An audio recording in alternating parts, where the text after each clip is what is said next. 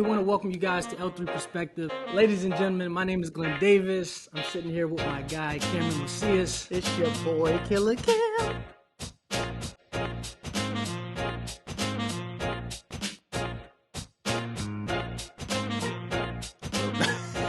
Hey, what's up, you guys? Welcome to the L3 Perspective meets Unpopular Celebrities, man. This is a collaboration that we wanted to bring to you guys. You feel me? We appreciate y'all coming from this. This is an overseas collaboration too. Yeah. There's 3 different time zones rocking right now, so y'all should know the level of planning that went into this. But yeah, before we get started, Glenn, Mike, Dom, please let's go. Yeah, for sure, man. Hey, first and foremost, guys, definitely appreciate you guys taking the time out, especially in the different time zones that you guys are in. Excited to have this conversation. Actually, Dom and I go back, back to my military days. I was able to check out their podcast. Like I was mentioning to them, man, just love their energy. So excited about this conversation. How you guys doing tonight? Hey, I'm doing good. I don't know if I can say the same for P. It's probably like 2:05 in the morning over there for him. But I'm doing good, man. A little hungry. After this, we'll go get me something to eat, man. But blessed to be able to wake up this morning. I love it. Yeah, man. Appreciate y'all for having us on, man. This collaboration is big. Anytime we can collab with anybody who's on the same mindset, it's always huge, and we always look forward to opportunities like this. This is probably our 3rd or 4th one that we've collabed with other podcasts, so we really looking forward to doing this as well. And it's not 2 in the morning, it's actually 6 in the morning. I didn't go to bed till 2 in the morning. So I'm out here in Qatar and the World Cup going on right now. So for whatever reason, I was watching France and Portugal. I've never watched World Cup in my life, but it's out here. So it's kind of like you have to now. But so watching people kick the soccer ball around for 3 hours and cheer and boo and do whatever they do. It's way different than basketball. Yes. Way different than basketball. He's taking all the social cues from everybody else. He's like, do I clap right now? Right. Do we not clap? It's like church. Do I stand up? Do I not stand up right now? Just tell me when to do it. I'll be all right. Right. Love it. So I was kind of reading you guys' shirts. So what's the meaning behind you guys' shirts? Man, Mike, go ahead. You throw me in there. I'm gonna start, and I'll throw it to you. Okay, go ahead. So I may not be everything to everyone, but something to someone. Hence the unpopular celebrity piece. In your world, basically, when we first started this, in your world, you might be the most important person, right? To the people who surrounded you, right? So to them, you're a celebrity. But to people outside of that, they may not know you at all, right? But so you just got to always remember, I'm important to somebody. I might not be important to everybody, but I'm important to somebody. So that was kind of like the pinpoint to how we. I love that. Yeah, I remember when you guys first started, like I got a Facebook request or Instagram request, and I remember I was like, who the hell is it? Like, what's going on? But I liked the design so much, I felt like a fangirl. I was waiting for it to come out, and then it finally came out. I was like, oh, okay, bet. And it's fun because I like the name. I was like, Unpopular Celebrities. Yeah. Like that's honestly a meaning I wouldn't have thought of, but it totally makes sense though. So I dig it even more now. Yep. Yeah. Yo, Cam, let me tell you, man, behind the scenes, man, I don't know how long it took. It might correct me if I'm wrong. It was probably about a week and a half of trying to come up with a name. Yeah. And I'm telling you, we were sitting around my table in my room because we were stationed at the same place in Arizona. We sitting around the table in the same room with his name is Chief Master Sergeant Counsel, Dana Counsel. But so we were sitting around the table with him, and we were trying to come up with names. And I'm telling you, I had this board with a bunch of names written down on it, and then we would go back on Apple Podcasts to see if anybody had it already. So we'd do that. Right. Like, okay, cross that one out. That was a good idea, though. Trying to think of how to respell certain ones. So it was a while trying to come up with things. It took a while. The slogan was really quick. Mike, correct me, that slogan was yours at the start, and it came up really quick. And right when he said it, it was like, boom, man, that connects. That connects all day. Yeah, we kind of just plugged in from that point. Like I said, once we got the name, for some reason, I don't know why that name took forever to get. Like, I don't know why. But like I said, we was looking for something that meant a lot. Yeah. It wasn't as usual, as everything else, but it meant a lot. It could be simple and in the same token. But yeah, once we got it, it was ball game from there. We're just trying to remain creative and get people. Yeah, I luckily didn't have to come up with a name because Glenn brought that to the table. It's literally been sitting on the whiteboard and in my iPhone notes for 2.5 years at the time before we had the conversation, and it was just something that was on my heart. Just felt like I wanted to execute it a couple years ago, didn't know much about podcasting, and I felt like it just wasn't the right time. And so, I feel like, everything happens for a reason, but more importantly, the timing of when it happens for a reason. And so I feel like, through our conversations, through our guests, people, I was telling Cam when we first started talking, it was just like, it would be selfish of me to have the network of folks that I have and not give people a peek behind the curtain on the conversations that we have, so that's kind of, it was just time to execute. So I'm very grateful for the platform and for the guests and conversations that we're having. Yeah, man. Likewise. Yeah, we kind of the same way, man. It's just we have so many conversations, and I always wonder if people are having the exact same conversations. And, you're never alone in this world whenever you talk. And sometimes you feel like you are. But me and Mike, like I said, we're stationed together. And we would go out back. And there was sometimes when we would have some real life conversation, mostly about work or shit going on, or maybe sometimes with family or friends or whatever. And we would just be like, and then it just kind of clicked off with COVID and everything. I ain't gonna lie, it kind of helped connect people together in a different way.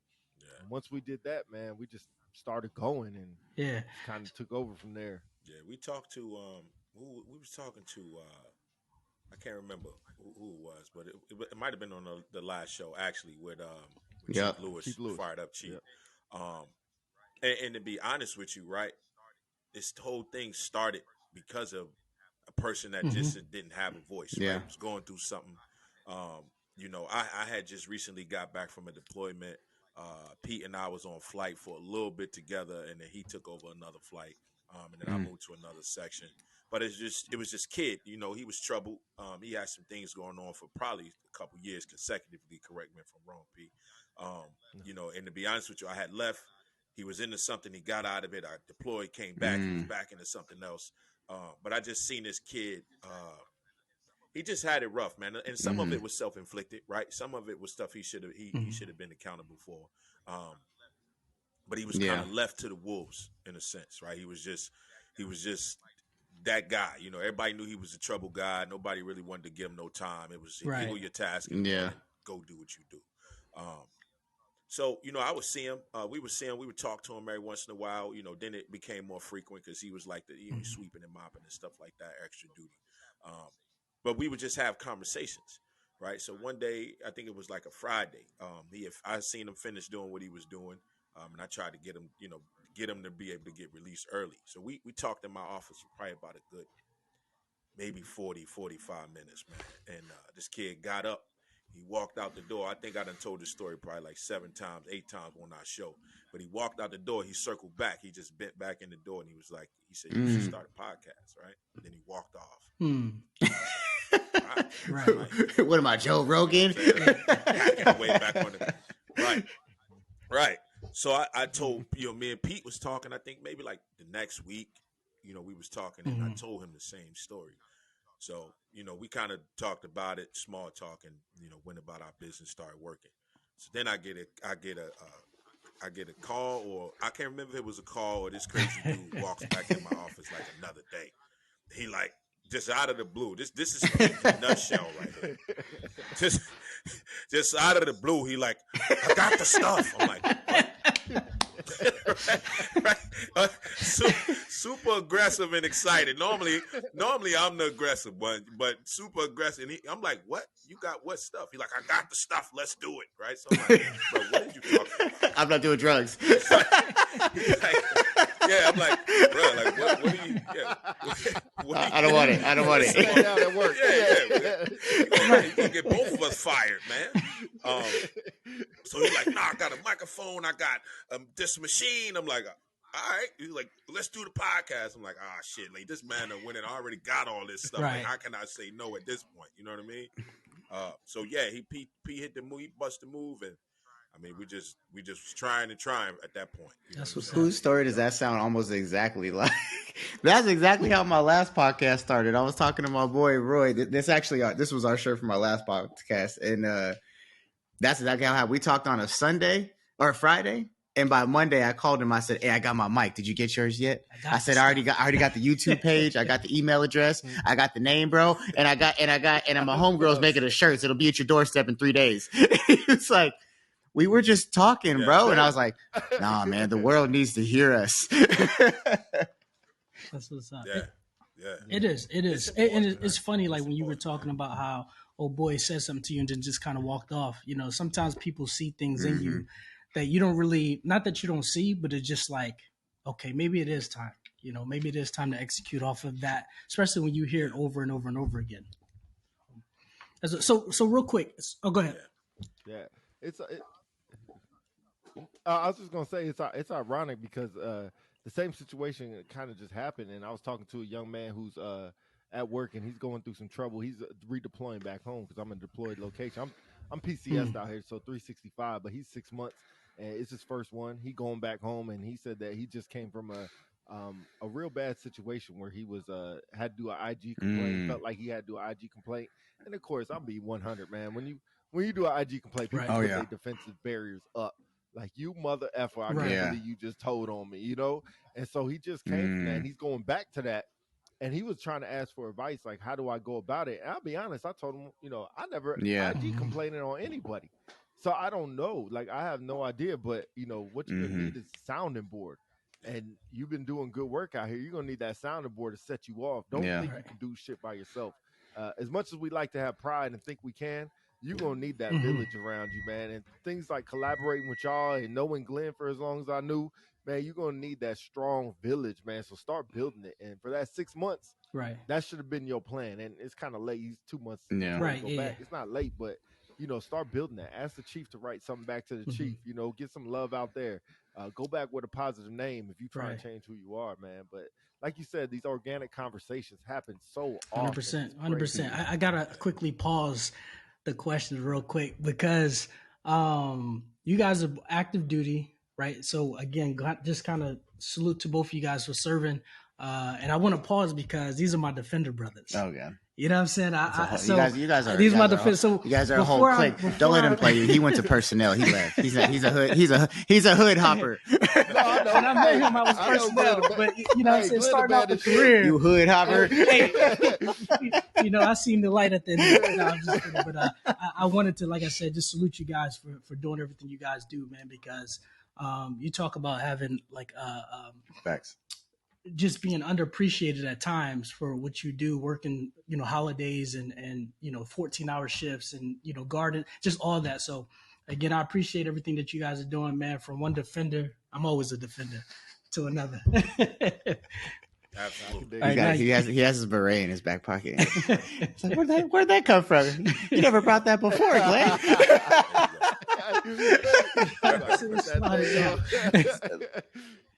That's when he got to go to the gate. Hey, y'all know me. Y'all know me though. Y'all know who I am. Yeah, look how well shaved my head is. Like, you know, come on.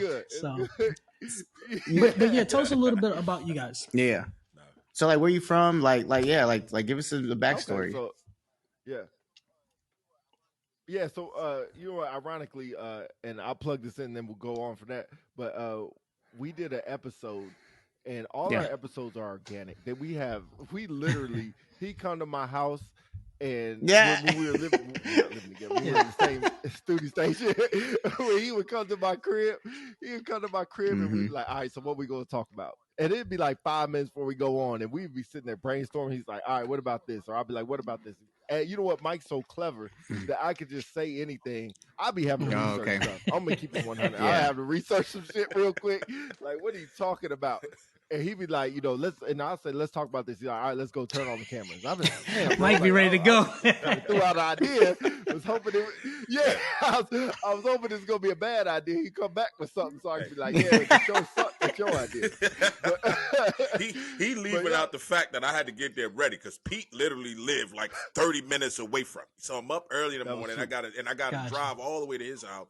I'm like, bro, let's just get it on, just get it out the way, get out of here. You know what I'm saying? But he right. But reminiscing, man. We did a episode, and I don't remember how it was supposed to start, but we called it "Who is Big Mike?" because it just went all about Big Mike, and he just went through his whole childhood, and I learned so much about him. And I was just like you said, just kind of sitting there like an audience member. Like, I'm just sitting there like, bro, we're supposed to be in this together. And I'm just sitting here Big Mike's asking world. you all these questions.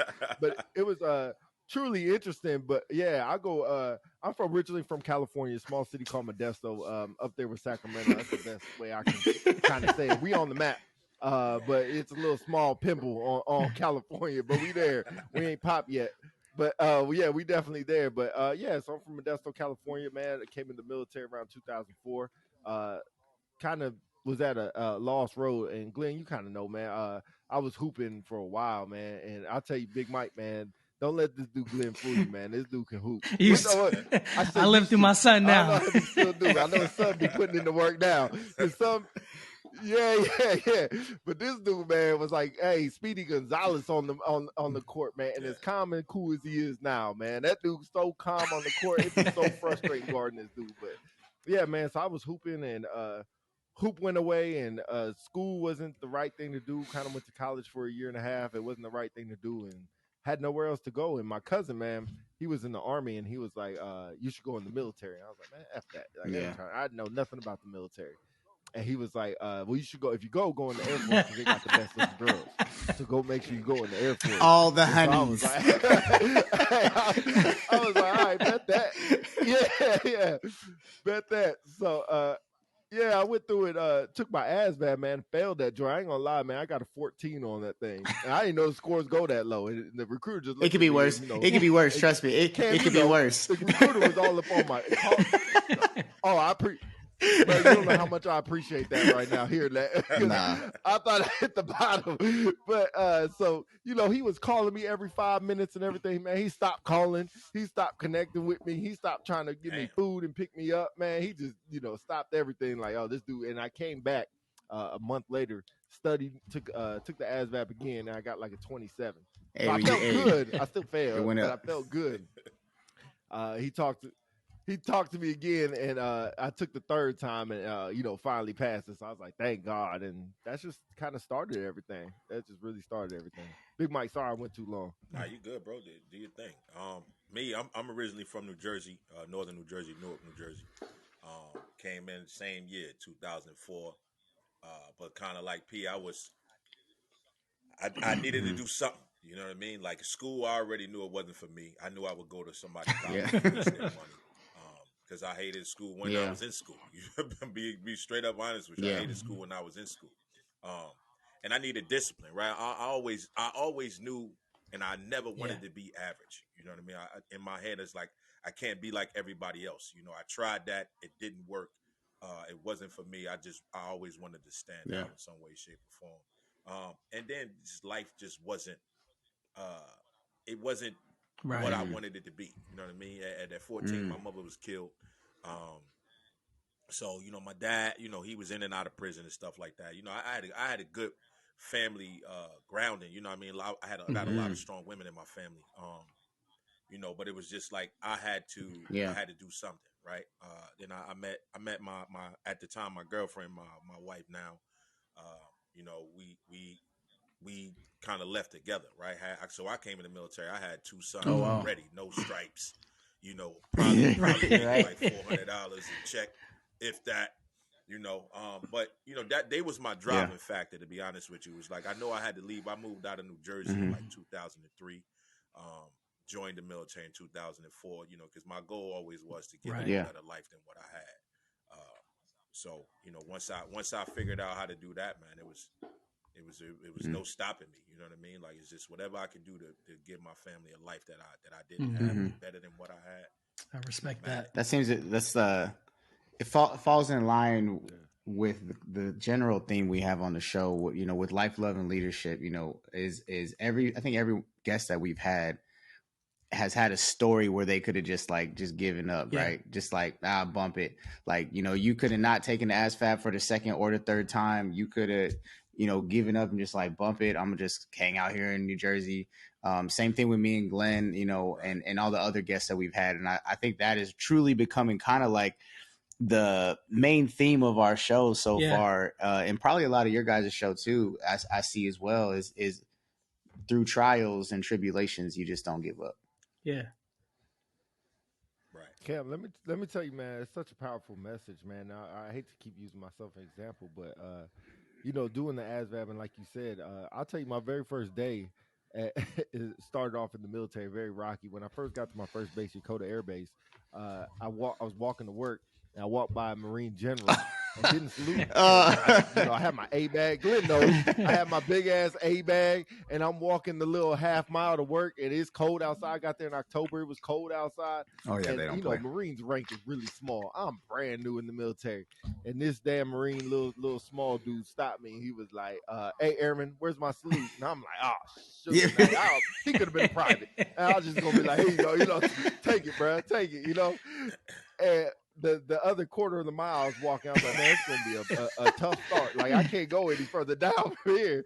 We start bad, but I'll never forget, man, this dude, his name is Massar Marquez, Martin Marquez, man. He said his goal in life was to kick me out the military. That was my first day at work. My very first day at work. Yeah, so he was. It was at the end of shift. So he gave you a whole day to prove yourself. Okay, yeah, that's legit. We'll give it that. Yeah.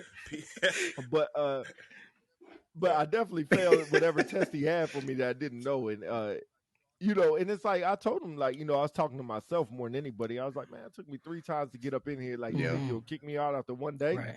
Like, bro, that's not happening. And just like I told that young NCO yesterday or a few days ago, it took a circle, man, and I thought I could do it by myself. And once I met Dana Council, man, was we talk about leadership, man. Once I learned what a true leader was and kind of put me on the up and up, man, I was just kind of moving at my own pace from there. But definitely a bumpy road at the start, man. Definitely a bumpy road. I think we all have similar stories. Good. But Glenn, man, I gotta ask you because I'm not sure if I know. And Cam, please come in. So I'm originally from Philly. I actually have family up in Newark, New Jersey, but I'm originally from Philly. Grew up there. Okay. Inner city kid, raised by a single mom. And so just kind of very, very, a little bit similar to Mike. But I wanted at some point when I started a family, I wanted better for them. You know what I mean? So I knew staying in my environment wasn't it. Like, I seen my circle of people that I was hanging around with, they were either getting shot, killed, or in jail. You know what I mean? So, and I knew that I was bigger than that.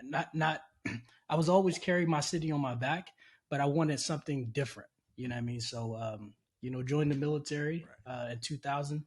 And that was probably the best thing that could have happened to me in that season of my life. It was funny because I almost got kicked out in basic training. I didn't know that. For fighting. So how the hell you get kicked out of basic training? Years ago, I used to just like to fight. So Okay. So it's been a lot of growth over the last 2 decades. But yeah, man, just needed to get out of my environment. And like I said, that was kind of the start of the shift of my life. You know what I mean? So I'll keep it short for my answer. But yeah, I'm originally from Philly. I'm gonna keep mine long. So I am from the San Francisco Bay Area. All right, so I'm right up the street. Oh, right up the street. But I lived in like every city. So Oakland, Richmond, Berkeley, Marin. I lived in every city in the Bay except for San Francisco. Single, only child, single mom. Get a good job, move somewhere, get a worse job, move back. And so then I ended up. So I went to 13 different schools growing up. Changed multiple schools in the same grades, things like that.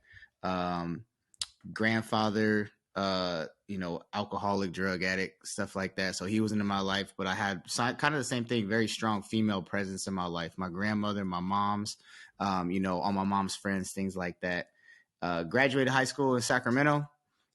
Was the only kid told I was not going to graduate high school. They was like, yo, your kid's not going to graduate. And I always tell people this is kind of where I figured out I was supposed to be a recruiter, because I went to all my teachers and I say condom into letting me do some extra work so I could graduate. Realistically, I didn't even really care about graduating. I just wanted to go to prom and see your trip. It just the secondary effect was I got to walk the stage. And so, my uncle was in the Air Force, and he was like, you're fortunate enough to where you haven't gotten in any major trouble. So I would highly suggest you look at the military. My mom was like, you are going to have a job and pay rent, go to school, have a job and pay rent, or you can go to the Air Force or the Navy. That's all I'm signing papers for. And then I was like, all right, bet. And so I walked into the Air Force office, pretty sure he thought I was going to fail my ASVAB because I still have my debt picture to this day. I'm gonna post it. I'm gonna post it this week, and you know, I did well. But even though I did well, I was like, look, bro, all I care about is, are you gonna, you know, clothe me, feed me, give me a place to live, and put money in my pocket? And he's like, yep. And he was like, and I was like, put whatever you want. Whoop, whoop. You know, took the open mechanical contract, ended up being the air transportation, and here I am. You know, 16 years later, I also had a rocky start, not in basic training, but at my first base. You know, I got the classic Article 15, you know, had a whole bunch of LORs rocking out. But I had really good leaders who were like, you just need to get out of here. Because what had happened was I came back to California, linked up with all my old friends, and started doing all the, you know, the hood rat shit that we did in high school while I was in the Air Force. So then I went to Korea, actually. And then Korea is where I really like got even better mentors, and then it just kept moving from there. Yeah. It's crazy you say you mentioned that piece about going back home, man. I know you all have probably seen them, but a lot of times that people say the cheat code is your home state, right? Leave for that's the cheat code. And I firmly believe in that, right? Because like you said, it's a prime example. You left to do something better, right? You took a journey to go on a better path, but that path kind of you turned, right? And then you ended up back where you was trying to get away from, and then, you know, look what happened. I made it to be honest with you, I made it my mission, man, when I first got to Luke. You know, and you know Pete and Glenn, you probably know the defender world. You get to a new base, you're going straight to mid, so you got to prove yourself. You know what I mean? But I'm on mid, so you got a lot more time to actually get out and talk to people. Because it's not a lot going on. You don't have everybody from back, you know, staff and the base out there, you know, where you just keeping you distracted. You can kind of you really could get to your people. So it was a lot of airmen there, man. You know, just talking to them and asking them where they from. And I think 3 out of 7, let's say, was either from New Mexico, like from Arizona, or from, you know what I'm saying? They all was from that area. You know what I mean? So I'm like, why are you still here? Like, what would first thing I asked them was, what was your goal when you joined the military? Oh, to leave home. So, you know what I'm saying? Why'd you just go 5 minutes away from home when that was your goal, was to get away, you know? But when I found at that point, it was just like it was separation anxiety. A lot of them probably really didn't want to go too far, and it was a lack of education. Because I know the difference in my mindset when I got the chance to really like leave the States. You know what I'm saying? My first overseas base was England. But I left the States, and then going back to stateside, I know how I opened my mind up to different things.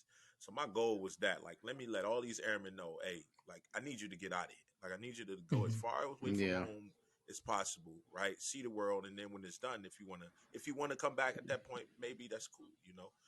But I promise you, I got at least 2 to 3 Facebook messages from 3 of those troops that left Luke, and, you know, grateful that I just gave them information. You know what I'm saying? And not to toot no horn, but because I don't need nothing back from you. Just do something that's going to make for sure. better. I was supposed to go to Dover. I traded at the last minute. I got a dude to trade with me at the last. Once again, maybe that's what I was like. That was the recruiter skills were really coming. I got a dude to trade me. But no, you're right, and that's what they did for me. After I got in trouble, I got orders while I was still in that bubble, and so they were like, hey, commander wants to see you, just got orders to Osan. I was like, oh, he's gonna tell me he's gonna turn him down. Like, I don't even like, hey, you just do it, bro. You don't need to tell me to my face. So but that's exactly what he said. He's like, the worst thing we could have done for you is sent you home. And so he was like, so I'm gonna give you this opportunity, like, just promise me you won't waste it. And I was like, I got you. And it was funny because then my captain was like, the Air Force is really testing you, bro. We sent you home, and then we sent you to Korea. If you make it through here, you might be like Chief Master Sergeant of the Air Force. Real talk. And so, and you're right about the go home thing, man. You know, that was I did 13 and a half years, and I came home on leave, and I was like, you know what? I'm ready.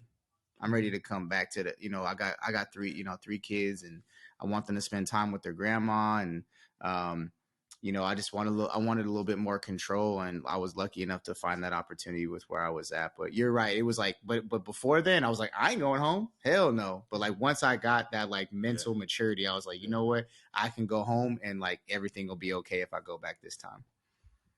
I remember that. Right. Go ahead, P. Go ahead, Glenn. Hey, I just had a question. You get Glenn, if I interrupted, I'm sorry. We talked about leadership a lot. We talked about leadership a lot. And I want to know, like, on y'all staff, like, we always talk about it, man. I like to know other people, like, who was that one leader that you remember? And we talked about who changed our lives around that really had a mark on y'all, that very first one that had a mark on y'all. And then both of y'all kind of, Cam being out the active side and Glenn being out the military altogether. What did y'all love and really hate about what we do now in the Air Force? So for me, it was he's actually a chief defender right now, Chief Simpson. He's out in Hawaii. Yeah, Hawaii. He was the very first. Is he? That's what's a real great dude. He was the first one that really took me under his wing. When I first came, so my first duty station was Minot, right? So I was stationed there. I was on flight with him. He took me under his wing from shining my boots, taking pride in my uniform. Like, he's seen some, when you talk about people seeing things in you and seeing the potential in you, he was the very first individual that did that. Right. And so just hanging out with him, learning principles from him, seeing how he carried himself as a man, right, outside of the uniform. And then when he put the uniform on, he was that same individual. And just, I didn't have, a father growing up, in the sense where he was in the household. And so, me really kind of turning to him to seeing what a effective leader was. Like, that was my foundation. And then I just built off of that once, I went to my next duty station. So what did you like or dislike about the Air Force? So this is something that I always seen. I think that in the military, we focus so much on, I'll say, so Cameron's last name is Macias, right? We focus so much on on Sergeant Macias instead of focusing on Cameron, right? So if I focus on government name, what's wrong with you? What'd you say? so my last 5 years, I would always say this to a lot of our young leaders. Like, if you focus on developing Cameron, by default, he'll become a better Airman Cameron or Airman Macias. Right. And so I feel like in the military, that's something that we focus on, building the airman and not the individual. Right. If we start there, that's the foundation by default. Like, if I work on helping you becoming a better version of you all the way around, you're going to become a better version of you. So how am I supposed to follow that, bro? Tap in. No, so mine as far as like that heavy hitter in my career, Calvin Spellman. So he's retired now. Funny enough, we did not like him when he first showed up. This is at Osan. He like showed up. He's a new cat out of Travis, and he was still like getting his roots of being like an NCOIC, like whatever. And so, as you guys know, in Korea, like, it's super tight knit. And so, and I actually had signed up to do 2 years. So I had a little bit more, I would say, like, personal contact with leadership. So I remember like talking to our first sergeant, and I was like, man, this dude's like trash, bro. Like, and he's like, don't worry, I'm working with him. Like, he wants to do good. He just needs some grooming. And I was like, okay. And I'm all about, people have given me shots, so I'm all about shots. And he did. He like really started to fine tune his like leadership style, like took me under his wing, things like that. But it really took effect because he started having my back. Like, because as we all know, there's sometimes just supervisors or people who for some reason just either have it out for you or just have a bad taste in their mouth for who you are. And there was a guy in our section who had that, and Calvin shielded me from him a lot, to the point where even when he was PCSing, he went to a different duty section and said, I need you to take Cam out of here, because when I leave, I'm afraid that something's going to happen and I'm not going to be there to shield him from this guy. And I mean, and that's exactly what happened. They moved me over to that section. He already knew that he knew the superintendent of that section. So he took care of me, word of mouth exchange. And yeah, I mean, he got me my stripe because when I showed up to Korea, you know, I couldn't get my stripe right away. He fought so many different battles for me that he didn't have to, honestly. And, you know, he always says that I was one of his first light bulbs, he calls it. Someone who has so much potential that just needed the light bulb to turn on, to start asking the different types of questions rather than like why to what can I do. Mm-hmm. And so Calvin is that big one for me. I would say, as far as my thing that I dislike, that I don't think we do a good job of, is honesty. Sometimes I think too many times we get caught up in the, well, we don't want our people to think that we don't know what's going on, or we don't have an answer. You know, I do a lot of self-development stuff at Travis with the NCO PEZs, senior NCO PEZs. And the one thing I like to say is we need to get more comfortable with not necessarily failing, but maybe we need more time. Maybe we need more resources. Maybe this was just an unrealistic expectation. Like, I think too many times we get wrapped up in that, you know, we're the military, so we're going to get it done no matter what. Nah, bruh. Sometimes it just doesn't get done. I mean, you know, and that's okay, because you know what you do, you learn from that. And that's something I think we falsely push through our organizations, is we give people a sense that they have to know it all the time. And then if they don't, then they're not good enough. Yeah. Man, It's big. What I like about it, though, the people, man. I would not be where I was if it wasn't for the people. And I think most people say that, it's like, I came for the bennies and I stayed for the people. Yeah. Nah, you hit the nail on the head, man. The one thing you said that I don't think a lot of people believe, right, or think is true, when you said the individual just had it out for you, right? Like, yeah, you was his target, and I have a huge problem with that because it exists. You know what I'm saying? And I can't understand it, right? And I guess it's some things we can't understand because we wouldn't do it, right? It's not in us. But to have a lot of times they have a dislike for a person, they don't know anything about that person, right? You dislike that person because either they're well liked, right? They're well respected, you know, or they're just a little bit more respected than you, right? And instead of trying to learn from that person, now they become automatic, a natural enemy for you, right? Because I mean, if you actually went to that person and asked them, you know, what is your problem with me, right? 9 times out of 10, he probably couldn't tell you. Because in order for him to repeat it, he would sound ridiculous. You know what I mean?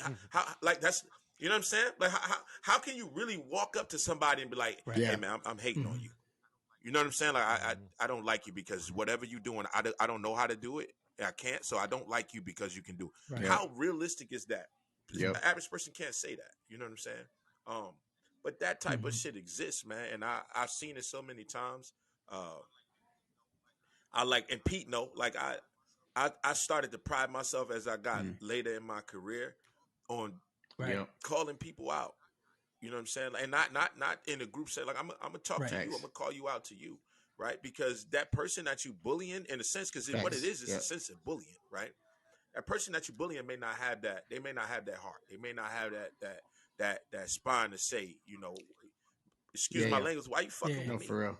You know what I mean? That's the reality of it. Why you fucking? What did I do to you to make you fuck with me? But it has to be somebody in that lane, in that surrounding, to be like your person was to you, to say I got your back, right? I'm gonna use what I got to protect you from this individual. And I think that's effective leadership. I think people get caught up with filling the role and not executing on effective leadership. You know what I'm saying? Taking the time to be honest and open with them and hold them accountable, right? And I think that, you know, we often talk about how important accountability partners are. You know, if I come in and I say, hey, this is what I'm trying to accomplish, just by human nature, you know, I may have an off day, right? But if I have my accountability partner, we're tapping in with each other, I may just need that quick voice, that quick talk, just to kind of, you know, keep going on pace. So yeah, man, that's effective leadership is huge. And like you don't see that a lot, both in the uniform and outside of the uniform. because people are just so caught up in the role, they overlook about how I can impact that next person.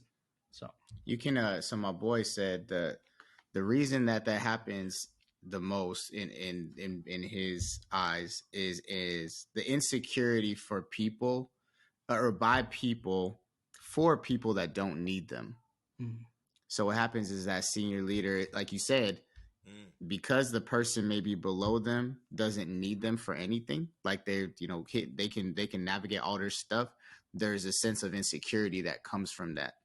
So then it's like I have to show everybody that he does need me, or she, whatever. But yeah, that's where, because senior leaders don't in any type of organization, if they are insecure with their leadership style, realistically don't like if somebody does not need them.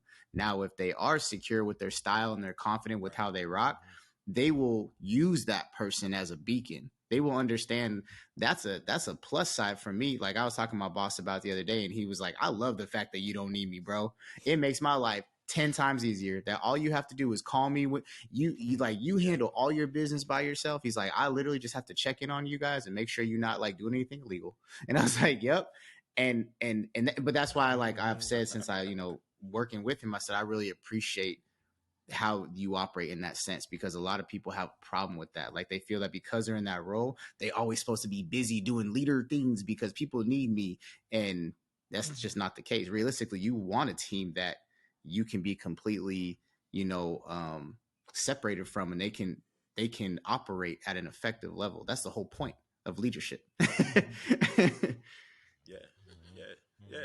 Self-motivated people, you know what I mean? Self-motivated and self-propelled, right? I agree with you 100%, man. I think me and P had a conversation about that. A serious or realistic situation that depicts exactly what you said. E9, right? That didn't like the fact that another individual didn't go to them, right, or get some records read or whatever the case may be, right? So they became a target in a sense. Like I'm gonna hold you back until you give me the opportunity to be the one to point you in the right direction. If I don't need you, I don't need you. You know what I'm saying? And I like it. What that example you gave, like I know shit. Just had a conversation with somebody 2 weeks ago about it realistically happening to someone. This person was held back because they didn't give this individual the joystick to their life. You know what I'm saying?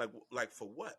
Like you said, if I'm looking at you, right, as a father, right, I got 3 kids. As a father, if I can give my sons and my daughter the verbal tools, right, and I let it manifest with them, and then they go out and they create the product from what I told them, I'm excited. I'm not going to go, when they finish it, well, why you ain't come get me the help? You should have came and got me. Nah, that you know what I'm saying? That makes no sense. It makes no sense at all,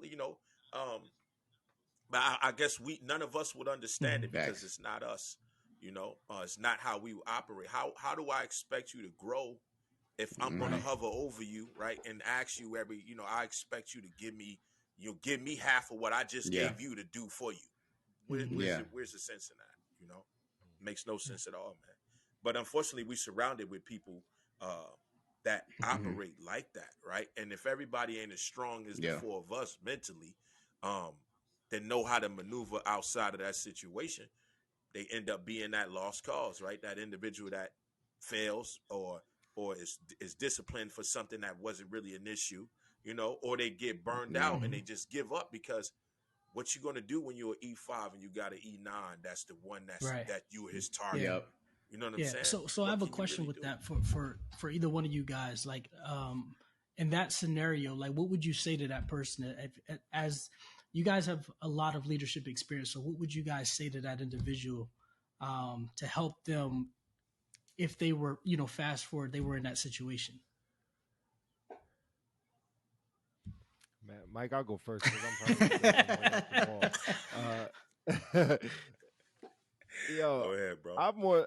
Yeah, I'm more or less of like, what are you getting out of the situation, right? What do you want? What's your ultimate goal for getting out of this? Because if this person don't like you, you're not gonna force this person to like you. It's not gonna happen. You can sit there and bring them, cupcakes and flowers every day, and if they ain't gonna like you, they ain't gonna fucking like you, and that is what it is. But as long as you're doing things for, like you said, Glenn, for whatever your last name represents, as long as you're doing the right reasons for that, man. Everybody's not gonna like you, and Cam, probably back to your situation, man. It's gonna suck when somebody tries to hold you back. And Big Mike, what you were talking about, and we all been there. Somebody tries to hold you back, man. It sucks. It's because you trying to run 100 miles an hour, and somebody holding your coattail, and people looking at you like, "Why ain't you running so fast?" And it's like, bro, you don't see this dude holding me? Like nobody sees this shit. Like I'm the only one that can see this. And so that's the bad part. Like I tell everybody, man, you're gonna need a sounding board. You're going to need to overshadow all his negative influence that you have, and you're going to need people to represent you. And almost like you're running for president, running for anything, you're going to need people out there campaigning for you, representing your name, and you just got to sit there, keep your head down, and do your work. And most of the time, me and Big Mike say, we have flights of 60 people or 40 people. And you have that one individual, everybody could just tell, like, man, this dude really getting picked on. Like, it is really not like that. And somebody has to sit there and speak up for him. So Big Mike we'll be in meetings and just randomly start with this, person's name and be about the subject. Commander be like, does anybody have anything else? Yeah, I just want to tell you about Airman Edwards. Like, man, he's doing a phenomenal job out there. Like, if y'all see him, man, just give him a good fist pump and just put that name out there and in a positive light. And it kind of hopefully drowns out the noise. But what you can't do is do it all by yourself. As much as we want to, as much as we think we can, man, you cannot. And the more you do, the more you're going to run into this E9 brick wall or E7 brick wall or whatever the rank is. And you're just going to keep pounding your head on it and can't figure out why you can't get through. Like, you're going to need a village. You're going to need people, man, to really get through there. So that's my biggest message is, man, keep working and find people around you that will speak positive about you and keep grinding, keep working, and stop trying to fight walls. Like Bruce Lee said, man, be like water, man. Flow where the current's gonna take you. Stop your trying to go network against the current, is your net worth. Only thing.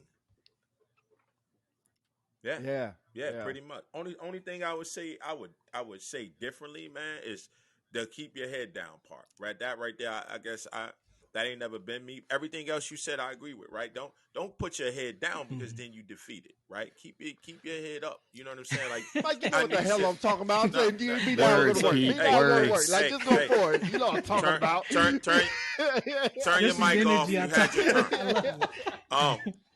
turn. Turn your mic off. See what I said about when he said, "Hey, I'm sorry, I'm interrupting." He ain't sorry. That's what he do.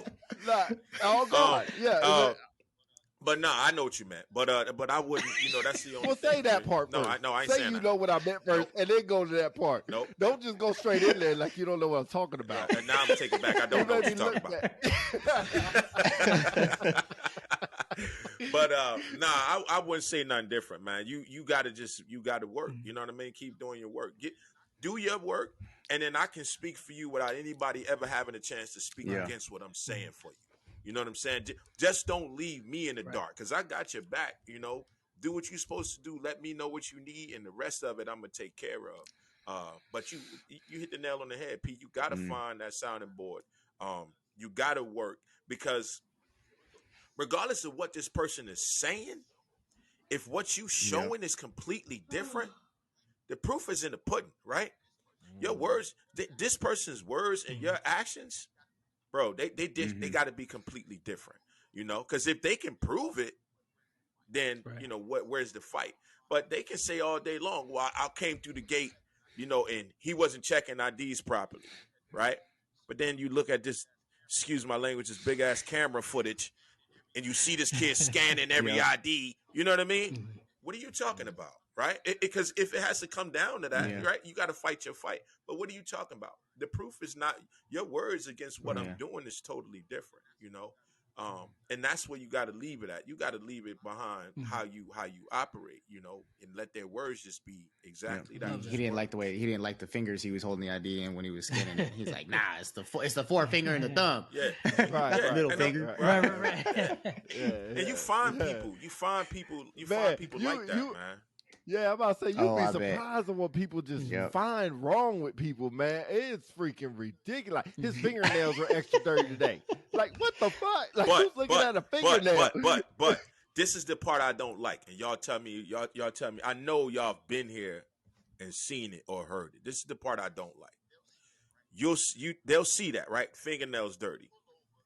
They won't pull over, right? Or say, hey, Airman NCO such and such, just so you know, I came through your fingernails look a little unpresentable. Facts. You know, you might want to take care of that. Boom. Yep. That problem is done. Yep. They'll see that, drive 15 minutes to a building, talk to 4 other NCOs about it, right? But Facts. the problem still exists. Right. And the kid don't know it's a problem. Yeah. You know what I'm saying? Yeah. That's the part that right there is what I don't like. If you made a mistake, I don't need to go tell everybody Pete's mistake. Pete already know. I'm gonna tell Pete, hey, bro, this is what it is. You know what I'm saying? I don't need to go tell everybody else, and Pete don't know what good am I doing him, or what good is he doing me if everybody else know what Mike effed up and Mike don't know. You know what I mean? That's the part of the game I don't like. You don't want to correct it on the spot. And if that person, quote unquote, belongs to somebody else in the section, then give that person the courtesy. Hey, just so you know, I seen your airman earlier, Boots was unserviceable. I told him about just to give you a heads up. Ain't no need to get down on him. I corrected it. Yeah. I just want to give you the courtesy. Yeah. That's being a human. You know what I'm saying? Because sometimes you got to remove those stripes, or like you said, that U.S. Air Force gonna always be there. They know what that is. But who are you on the other side, right? And so let's help people more than we hurt them. There's something to be said too about the ego of the receiver as well. So like we were doing some training up here in California, and we're giving a presentation, whatever, and then some of the recruiters talking in the back, and like you said, I'll correct bugs on the spot. I'm like, excuse me, people talking, we briefing, y'all asked us to be here, like, so they get quiet, and then and it's funny because I knew this was going to happen because I know people here, and my boss is like, oh, by the way, just so you know, like, one of the recruiters complained that you hurt their feelings because you told them they was talking, and I was like, okay. He's like, but what happened? And that's what I really appreciate from my boss. He always asks me, tell me what happened from your point of view. And I was like, okay, well, here's my point of view. And he's like, bet. He's like, well, just so you know, I already let their superintendent know maybe they shouldn't have been talking while you were giving a presentation while you up there. Like, you a Master Sergeant, other dude, our other guy you're with is a Master Sergeant. They asked y'all to be there to give them good information. Why are they talking while you guys are presenting? And I was like, bet. but that's also that thing too, is like the ego from the person that was told to stop talking. They should have been like, oh yeah, I shouldn't be talking right now. Like, we're supposed to be answering a question right now. But because they got so much of an ego, they're like, how dare he tell me to be quiet during this training? and that was something I had to work on too, if I'm being honest. As I came in the military, like, I used to be really sensitive to feedback. I felt like it was a personal attack, and I got over it. I eventually realized it's not. I should be thankful that people are helping me get right. Yeah, I think we all do at some point until we meet that. Either we meet that right person or we learn that right lesson, right? But I think initially everybody takes some kind of offense to feedback, because who really wants to be told that you wrong, right? Or you did something the wrong way. But what I will agree with you with 1,000% is we should welcome it, right? But it gotta be. I guess it depends on who it's coming from in the delivery. Constructive, right? You know what I'm saying? Who is coming from and what was their delivery? Yeah. Because we all can say some things, man, and just how we deliver it and what we say, it completely kills the message. 100%. You know what I mean? I think people need to learn that early, man. Who you are and what influence you have is going to determine how you can deliver a message. If I just met you and it's the first time I met you, how I deliver better be different than if I've known you for 10 years. Like, I know Big Mike. I've been knowing him for about 3-4 years now. And so I know he's going to come really aggressive. But it's just his nature. It's just how he talks. And people will look at it. They seen us have interactions, Yeah. and they think we about to go blows. Oh yeah. And they think, try to, hey, y'all need to come, calm down. It's like, man, we're both calm. We're both just passionate about trying to help each other. Yeah. And when I have a hard head, or he has more of a hard head than I do, and I'm trying to get something to him, it's just, people see that and they're like, damn, like these dudes are really yelling. Next thing you know, we chopping it up, we shaking hands and going to get coffee and stuff like that. Right. Yeah, it's whatever. And probably later on that day, like, yo, I really appreciate what you said, man. It took me a while to realize it, but I really appreciate what we talked about. Yeah. But if Mike didn't have that influence, man, he couldn't come out to me like that. Like, man, probably like Glenn said, man, we about to go, back in your days, we about to go. But I think that's the gift in knowing people. It really is. Right. Yeah. And going back to positional leadership versus effective leadership, right? The people who are effective in leading people understand that connecting with people is a gift, right? And so, and oftentimes we don't take the time to be intentional with our delivery, right? We're so quick to focus on the actual problem rather than, if I understand people, right, I only know this individual 30 seconds. My delivery might be a slightly different than if I've known them for 3 years, So yeah, man, but that's definitely something we could talk on for hours. So as we kind of wrap up, I like to ask this question of pretty much everyone who's kind of later in their careers. So what's the plan? What's the plan after? What's the next life look like for y'all? That's why I asked that question. First and foremost, I ain't trying to work. I ain't trying to work as hard. You know what I'm saying? My next life is, again, not trying to work as hard, retire successfully. Like I told you, I got 3 kids, man. My oldest son, man, I'm super proud of the 3 of them, right? My oldest son, he's in law school right now. He's also going to officer training course for the Army. So he's doing both of them, simultaneously right now. So he already graduated, with his bachelor's from ODU law school. Then he doing this OTS thing. My baby boy, he just graduated high school in May. He's going to be joining the Air Force probably next May.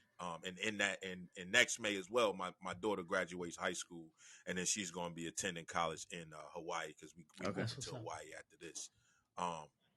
So my next life, man, is to not work as hard, enjoy life a little bit more, man, and just sit back and watch my kids sprout. You know what I'm saying, man? It's like, bro, they are my joy. You know what I mean? Like I could talk about them for years. From being a young parent, and then just trying to operate through this, knowing all the time that I lost, with them, time that I can't get back. So. Even though they are moving in, my oldest son is an adult, and the other 2, they moving into adulthood, man, to just still be the greatest father that I can be, in a civilian capacity, of course.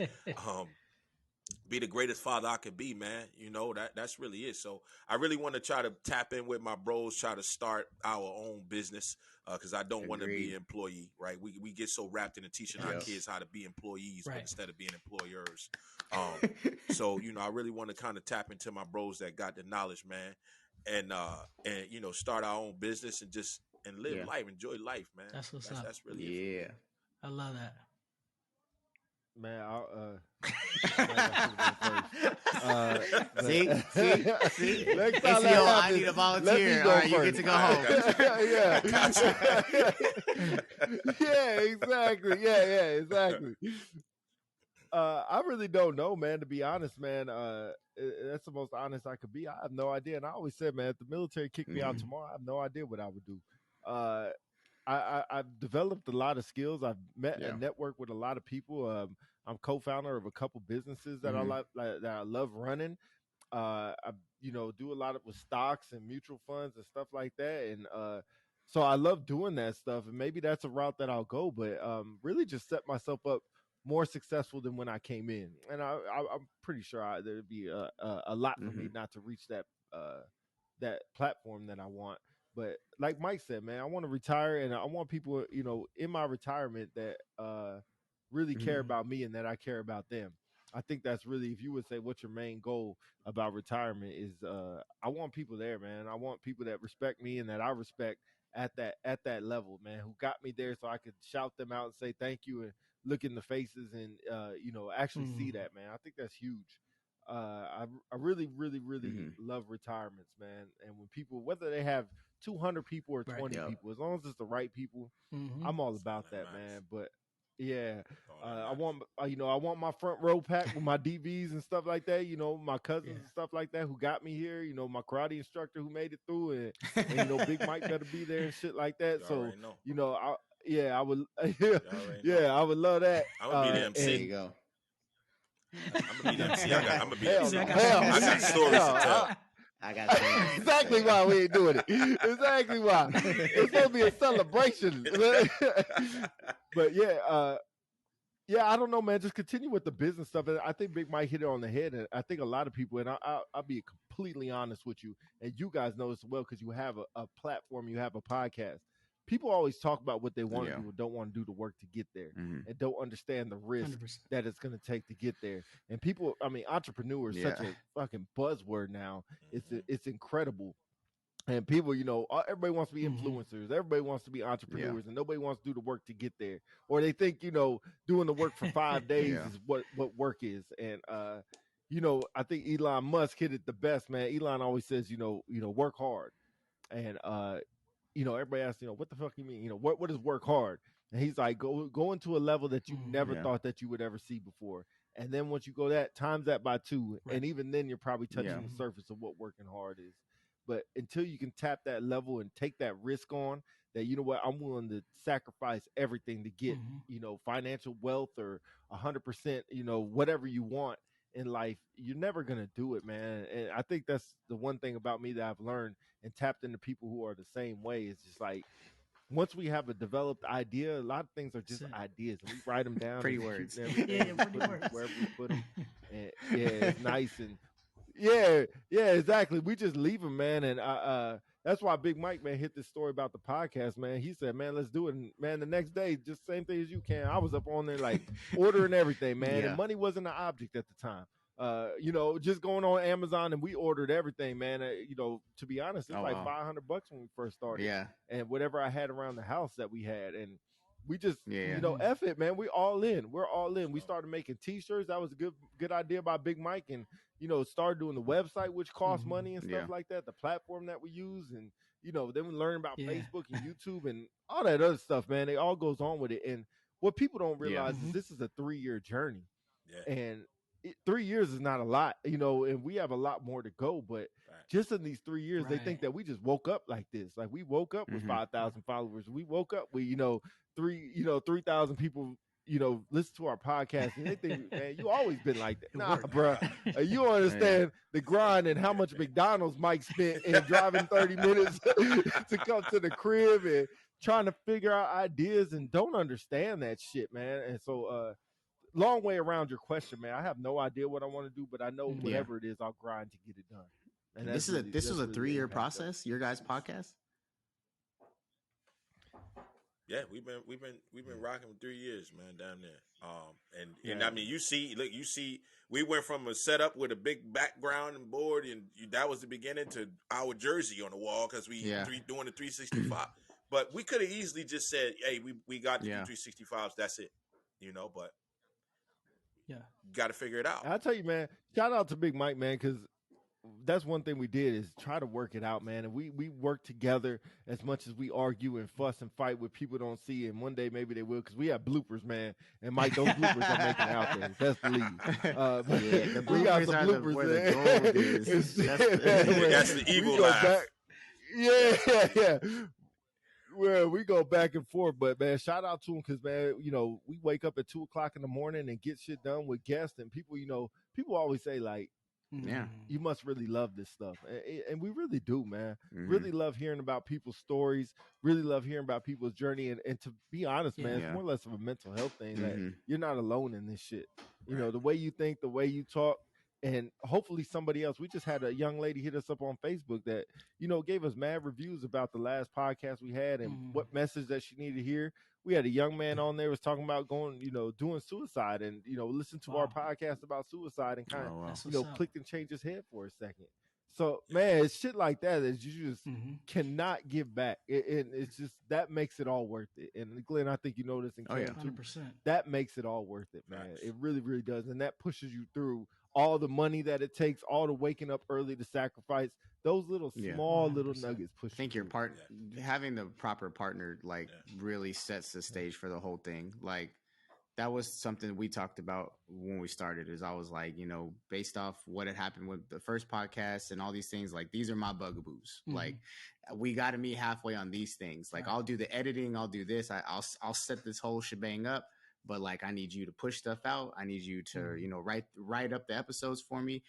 That's the stuff I don't want to do. The other stuff, I'll do that. And I need you to show up. I said, the day that you call me and say, sorry, I can't make it. We're not doing this shit no more. About right. Because, we got to be dedicated together. And, I think that that's relationships, right? Yeah. Like you have to establish boundaries. Yep. Because if not, you're all over the place. You know what I mean? And I think that that's a huge missing link in relationships that's ties into friendships, that ties into impotent or marriage, just all the way down the block. And so establish those boundaries, man. But that's cool. Man. Yeah, I'll say, Cam, I don't know you too well. I know you're about to get out. I know you're about to get off. But I know, let me just say this last thing about Glenn, man. I'll tell you, man, we were stationed at Bill together. I think it was 2009. Yeah. Maybe 8, 9, something like that. And I'll tell you, Glenn was at the NPF. I didn't even know he was a cop for real. I think he told me one time, but I didn't put 2 and 2 together. But man, you picked a really good partner, man. This dude's so calm, cool, and collected, man. And every time I would come by, this dude was all about saying hello to people and helping people out. Oh yeah. All the fucking time. We would see him in the foyer just walking through, and he would stop and say hello to anybody, man. Yeah. And every time this dude never seemed flustered. This dude never seemed crazy, like anything was having a bad day. Just always willing to hear everybody's story, go to lunch at the DFAC with somebody, man. I always caught this dude doing something, even playing flag football, just stay calm, cool, and collected the whole time. But Glenn, you always somebody I looked up to, man. Look out for, man. So all success in the future, and whatever we could do to help out, man. We always here to help out, 110%. And Mike, sorry, you didn't steal that, but Mike, I know he feels the same way. Yeah, we always here to help out. That's just his disclaimer. Stop saying sorry. God. Yeah. I wrote that down. Stop saying sorry. Honestly, I appreciate that. And Mike, it's been a pleasure meeting you, man. I definitely look forward to having more conversations like this. This episode could have been easily 2-3 hours. Yep. And so there's still so much to unpack. Unpopular Celebrities, I'm a fan of what you guys are doing, man. Yeah. Is people that need to hear our voices, that will continue to be inspired by our stories, through our guests and everything like that. Continue to keep doing what y'all doing, man. It's definitely an honor to be on the platform of podcasting with similar guys who have similar visions to impact and inspire, across the world. So that's all I have, man. Again, appreciate y'all time. Yep. Check us all out. Instagram, Facebook. Y'all know where they at. Man. So tell our listeners where to find y'all. Yeah.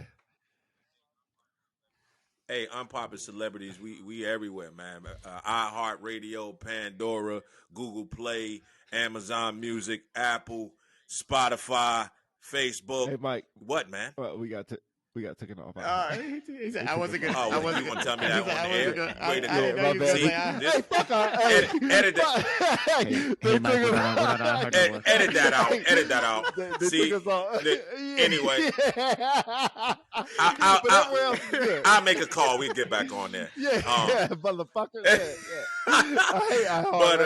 Facebook, Instagram, follow us. We're trying to get our Instagram up, man. But we're not savvy like we're supposed to. But hey, Facebook Live every other weekend for the most part. We out there going live with our shows. We will be taking a season break after this next show. Pete is going to get into PCS mode. I'm going to be going TDY from a TDY or TDY from a 365. So we'll be taking our season break and then we'll be kicking back off. But just Google us, baby. And find us. Yeah. check out the website, man, unpopularcelebrities.com, because we put a lot of money and effort into that as well. But yeah, everywhere else, man, we appreciate, man. Hey, really appreciate the L3 perspective, man. 100%, man. Oh yeah. I'll be watching from a distance, man. I know y'all don't do it live, and we be able to comment on there. But if y'all ever get there, I'll be the first one on there saying hello, man. Appreciate what y'all do and continue watching y'all as well, man. Appreciate the people that y'all bring as well. Trust me, when you think nobody's watching, somebody's watching. Oh, yeah. Tell the dog I said what's up. Yeah. Got you. Awesome. Unpopular Celebrities, L3 Perspective. Appreciate you guys. All right, we'll see y'all later.